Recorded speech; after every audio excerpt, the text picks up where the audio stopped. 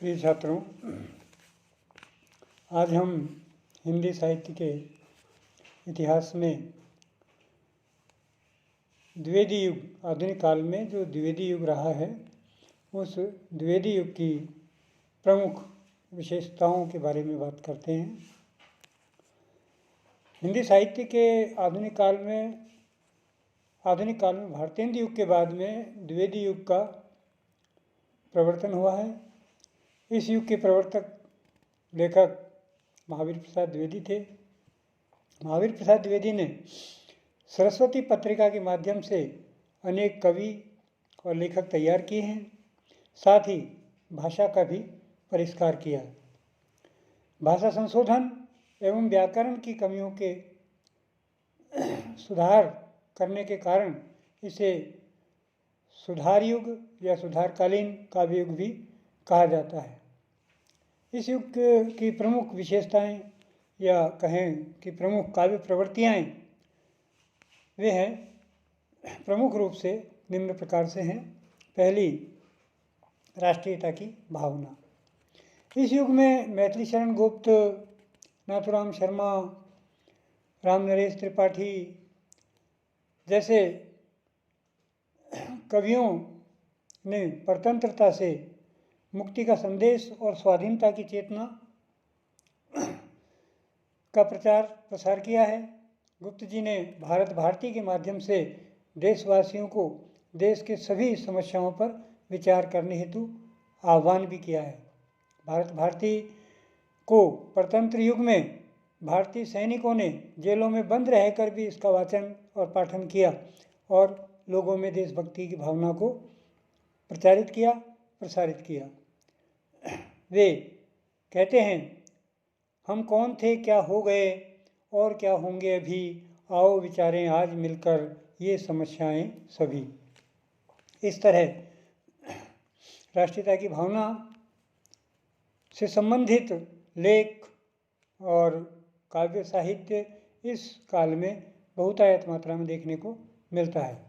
दूसरा, सामाजिक चेतना के स्वर भी इस समय की कविताओं में देखने को मिलते हैं। इस युग में कविता का समाज के अधिकाधिक वर्ग से जुड़ाव रहा है। देशभक्ति, समाज सेवा, राष्ट्रीय भावना जैसे विषयों को उदारता से इस युग के कवियों ने अपनाया है।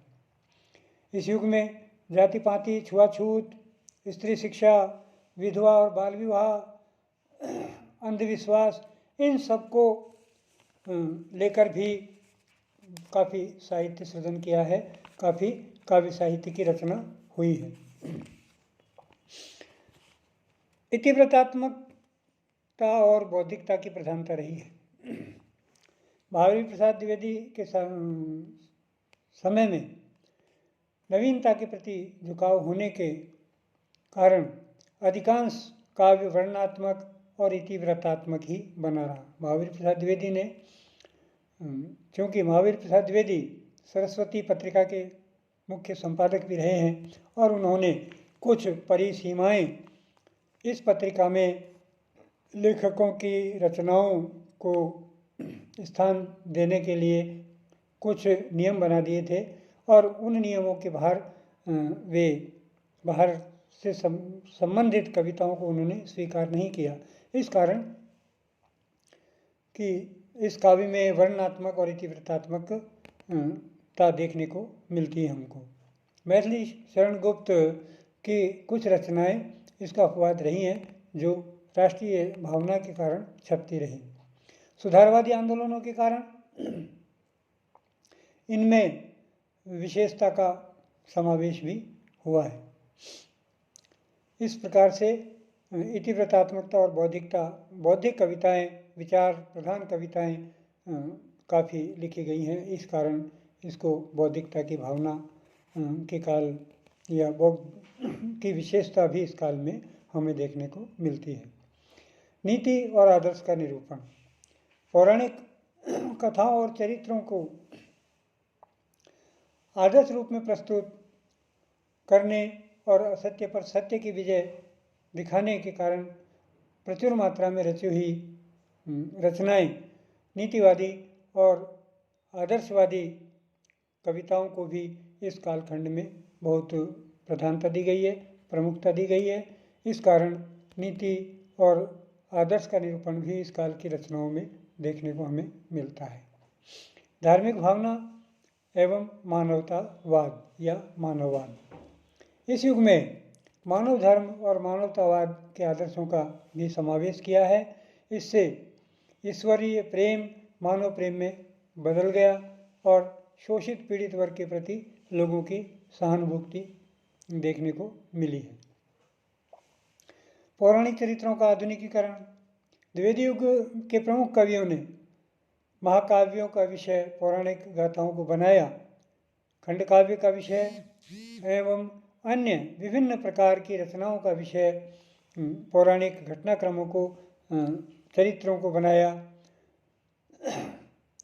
और इनमें उन्होंने जो चरित्रों की रूढ़िवादिता थी, रूढ़िवादी छवि थी, उसको आधुनिक संदर्भ में प्रस्तुत करते हुए आधुनिकता प्रदान करने का प्रयास किया है। इस दिशा में अयोध्या सिंह उपाध्याय, मैथिली शरण गुप्त दोनों का नाम विशेष रूप से उल्लेखनीय है। काव्य भाषा में परिवर्तन की दृष्टि से द्विवेदी युग बहुत ही चिरस्मरणीय रहेगा। खड़ी बोली का प्रथम महाकाव्य प्रिय प्रवास इसी युग की देन है।